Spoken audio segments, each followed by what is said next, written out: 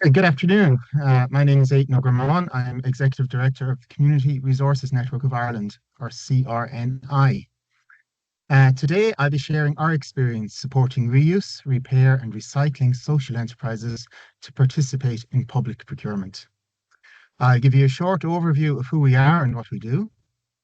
I'll highlight some recent policy developments that are opening new opportunities for social enterprises. And I'll share some lessons learned from our virtual trade fair initiative and finish with two practical case studies that show what collaboration can achieve in practice. So who we are is the CRNI is the representative body for the circular social enterprises. Our members are community-based organisations working in reuse, repair and recycling right across the island of Ireland. We were formed in 2010, and our mission is to provide practical support to our members and to promote community-based sustainable resource management to tackle Ireland's growing waste problem. And our vision is simple but ambitious. We see an Ireland where the word waste doesn't exist and where every community benefits socially, environmentally, and economically from reusable resources. We deliver value by connecting and collaborating, brokering partnerships, and helping members to access green and social procurement opportunities. By measuring impact, our annual survey demonstrates the real social and environmental contribution of our network and of circular social enterprises. We represent our members nationally and at EU level, and we try to provide practical tools, training, and information to strengthen the sector.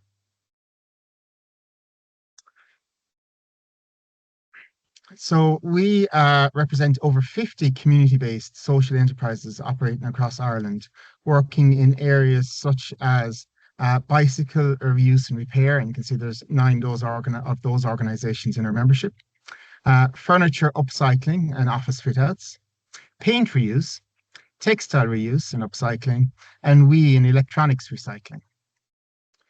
Nearly 3/4 of our members employ people who've been distanced from the labour market, and half of our members deliver workshops and education programs that build local awareness and skills as a core part of their social purpose. So when we talk about green procurement, we're also talking about social inclusion and community benefit.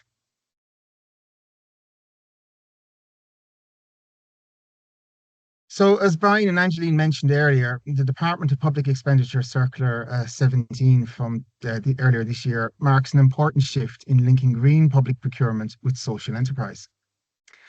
As of this year, all government departments must report annually to the EPA on tenders awarded to social enterprises, voluntary or community organisations where green criteria were applied.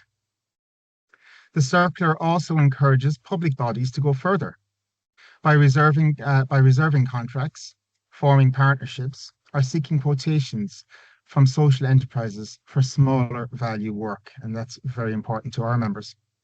And looking ahead, the Buying Greener strategy for 2024 to 27 sets a 2027 target for public procurement to include used or repaired goods. This combination of reporting, recognition, and ambition creates real opportunity for circular community-based solutions. So I suppose mindful of that evolving policy landscape, we developed Ireland's first online platform dedicated to promoting reuse, repair, and recycling services from social enterprises. The prototype virtual trade fair, supported by the regional waste management planning offices, brings together more than 30 accessible circular suppliers in one place as a single digital gateway for procurers seeking sustainable options. And this is I suppose this was a prototype that has been running for the last while. So today I just want to talk beyond the platform itself. This project has been a great catalyst for dialogue between the CRNI, our members, and public procurers. This is helping us all to understand how to make procurement work for both sides. So some of the key lessons learned from this project and the accompanying research revealed many important insights. I suppose firstly, many social enterprises aren't yet positioned to deliver large contracts. They lack the skills or the confidence to navigate complex tendering systems. Some don't want the additional hassle as they get sufficient business through their existing customer bases. And I suppose social enterprises have a different attitude towards risk, maybe than some businesses can because of the reason that they're set up. We found that in-person engagement and peer learning is essential. Essentially, trust builds readiness. On the procurer side, we found that there's a clear appetite, but also a call for simpler supplier criteria, alignment with the OGP frameworks, and tools to measure social and environmental impact. But not all social enterprises are in a position to do this. So while challenges remain, these lessons are guiding how the CRNI shapes future supports and advocacy. Now, I don't want to discourage all our potential customers here today by dwelling on the challenges of working with social enterprise. There have been some notable successes. And I'm going to talk about some of those now. First of all, a first case study is an example that comes from Tipperary County Council, who were acting on behalf of the environmental awareness officers across the southern region. And they set out to meet a need for reusable textile party kits.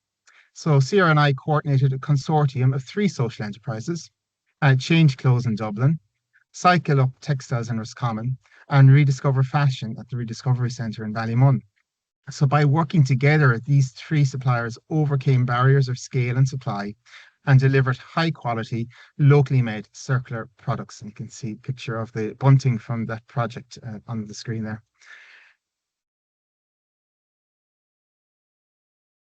A second example is an ongoing collaboration called Revive by Finline. Now, many of you will be aware of Finline Furniture in Portlaoise.